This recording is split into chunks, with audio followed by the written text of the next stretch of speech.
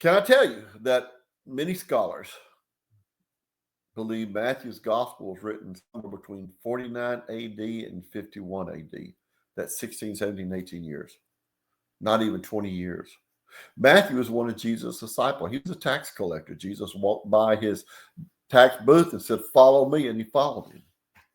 So, I mean, that's to say that was centuries later is foolish. The Gospel of Mark was written by Mark, who was a traveling companion of Peter, who was also one of the 12 apostles.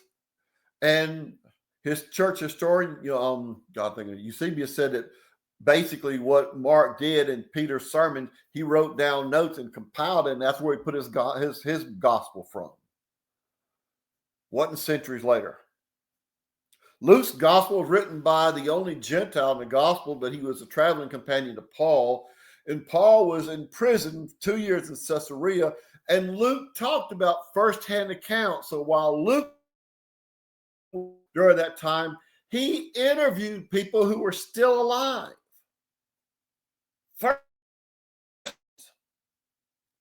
And he put the gospel of Luke together. Not centuries. That's what you have to understand. And he wrote the book of Acts. He ended it when Paul was in prison the first time. The church history tells that the first trial at Nero, he was released, and he traveled around for a couple of years, was rearrested, and then when he was beheaded. Luke didn't cover that because he had already finished it. The epistles of Paul were written during Paul's lifetime.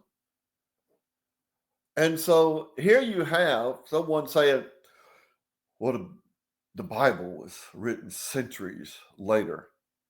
Not really. I mean, I hate to tell you that, but not really. Isaiah, all you Jewish scholars believe Isaiah wrote the book of Isaiah during his lifetime.